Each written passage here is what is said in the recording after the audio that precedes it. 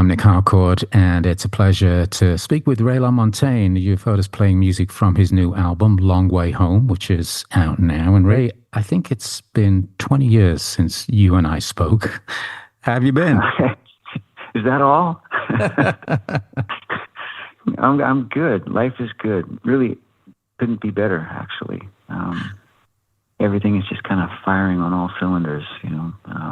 Tell us a little bit about this record. I know you made it at home. You have a home studio, and you had a couple of friends coming in to help out. I know the Secret Sisters, who I love, as well as Carl from My Morning Jacket. How did you start the process of, first of all, writing these songs that became Long Way Home, and then what was it like working in the studio? Well, as far as writing goes, it's really just a process of knowing that it's time. There's a certain just intuitive feeling that it's just time, that something wants to happen, you know, something wants to be born.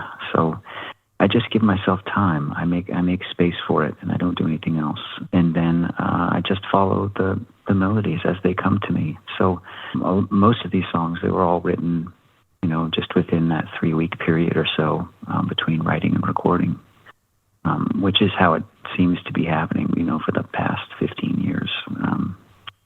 I don't have any kind of writing schedule or regimen. I don't even play my guitar for months and months on end. Then there's just a moment when I just know it's time, and then I just let them come to me. But once they're there, then it becomes fun when you start to hear different textures or colors or things that the songs are asking for, and being able to reach out to guys like Carl, the Secret Sisters, Seth Kaufman, my friend Ariel for percussion and other things. Michael Now also is on the record. He sang a few things on the record, and yeah, it's a fun, creative process. Really, it's all imagination, you know. Talking of time, you know, obviously we get older. I mentioned at the beginning, the first time I spoke to you, I think was in 2004 on the first album, Trouble. And you've done a few records in between there. I think this is in between then and now. I think this is the 9th album. Is that right? Yes, it's the 9th. I did release an A/B side a couple years ago, but yeah, 9th full-length album. Yeah. So that's a chunk of time, a couple of decades in anybody's life. You know, we hopefully evolve as humans, first of all, but as artists as well. Where were you at? Where is your life at now? Tell us about these songs. Well, I'm still trying to figure some of them out. There's no intention when I'm writing. So it's always a surprise to me what happens, the songs that appear.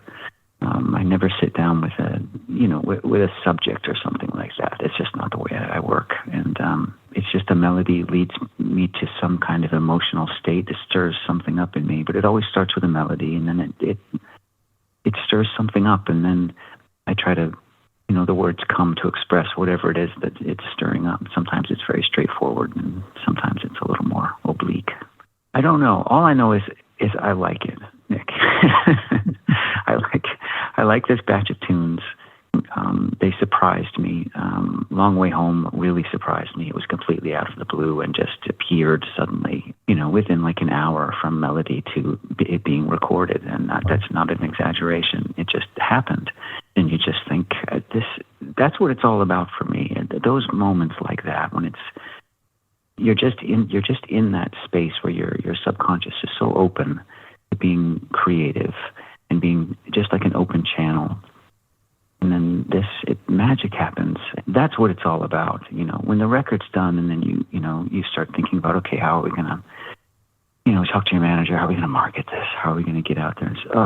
That's the grind. That's the part that's really difficult, because for me, it's just all about, you know, this very brief moment in time, once a year or so, or once every year and a half, when I'm suddenly connected to something, and it's just a very peaceful feeling, a very connected feeling. And then to try to turn that into some kind of, you know, part of your career and the way you make a living, that's when I start to rebel a little bit, but I'm getting better at it.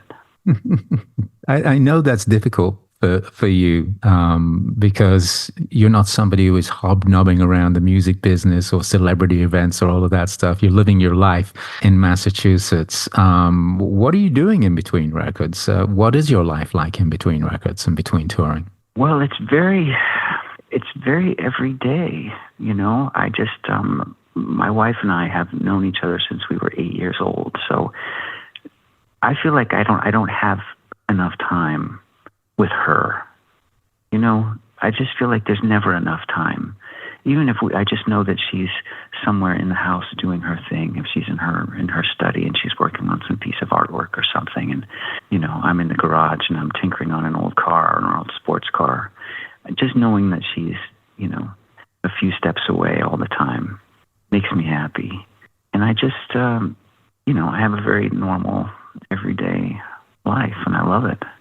Tinkering around the house and a lot of time messing with cars, Nick, I have to tell you. I must admit, I'm a car nut. I love cars. I think about cars all the time. I drive cars all the time. I just love old cars. How many do you have? And what's the most recent one you've been tinkering on? I never have a ton of cars because I'm also a very frugal person, and I also know that I can't give them all my attention at one time. But I normally have around 6 at a time. Sometimes it will swell up to 8 or 9, but then it goes back to 6. I generally have about 6 because I feel like I can keep them on the road and I can give them each some attention.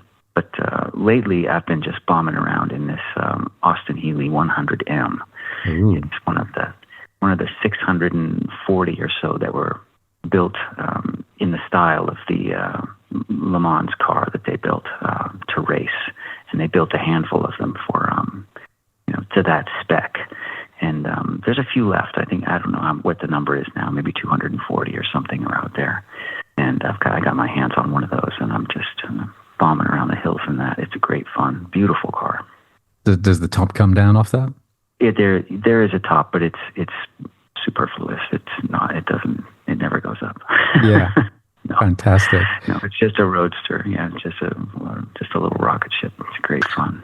Well, talking of tooling around on the road, you're obviously on tour right now. That's got to be a great part of this for you, right? Once you get the songs, you got them recorded. As you said, you have to interact with the business a little bit to get out there on the road. But tell us about this tour and how it came about. You're touring with Gregory Alan Isakov. Well, as usual, it comes, the tour starts to take shape. We choose a time of year, generally the time of year that I like to be on the road. And then ideas start getting bounced around about what we want to do. And I don't generally do co-bills. I think this is only the third one I've done in my career. But every once in a while, someone will throw an idea out. And I had met Gregory at Red Rocks. He'd come to one of my shows a few years back with my old lighting director. And I just thought he was a really sweet guy. I thought we had a lot of things in common. He was just a very, a nice soul. So when this came up, I thought, yeah, why not? Let's do it. So I think it's a nice night, it's a good night of music. Well, I know you're on the bus right now. You're heading somewhere right now, right? Yeah, just heading to the gig, wherever that is, somewhere outside of Seattle. I have no idea. I know when it starts and I know when it ends. That's all I pay attention to. I know I left home on the 2nd and I'll be home in October on the 14th. I leave home, I arrive and I'm thrown on the bus, and then I just enjoy the ride until I get back home. It's kind of like life. Enjoy the ride. It's great to speak to you again. The album's called Long Way Home, and you are going to be in Southern California at the YouTube Theater in Inglewood on Thursday night. Great catching up with you, Ray. Yeah, I hope life is good for you. It's good enough. Yeah. Doing okay. Thank you. Thanks for asking. I'm glad we were able to make this happen, Ray. Good talking with you, man. Yes, you too. Take care. Yeah, bye-bye.